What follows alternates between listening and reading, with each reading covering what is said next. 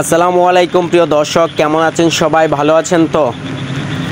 অবশ্যই সবাই ভালো থাকবেন এবং কি ভালো নাও থাকতে পারেন, কিন্তু আজকে আমি সত্যি ভালো নেই। কেন ভালো নেই আপনারা আমাদের ভিডিওর মাধ্যমে অবশ্যই দেখতে পারতেছেন কেন ভালো নেই।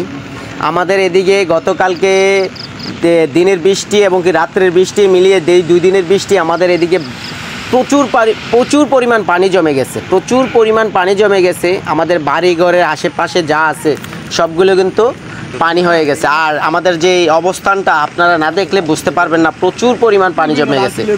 আজ থেকে 12-15 বছর আগে ঠিক এভাবে পানি হতো আমাদের বাড়ির আশেপাশে এবং কি অঞ্চলে এবং কি আমাদের বিলের ভিতরে ঠিক এভাবে পানি জমতো।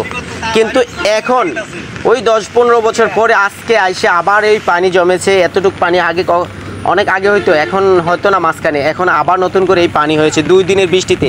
আর দেখেন কিভাবে কলা গাছ পরে অবস্থা কি হয়ে গেছে দেখেন।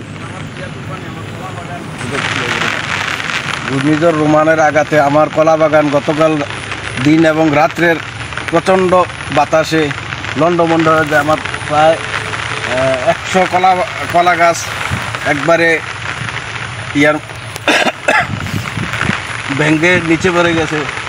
এই নতুন সরিয়ে আসা কলা গাছগুলো আমার ব্যাপক ক্ষয়ক্ষতি হয়েছে।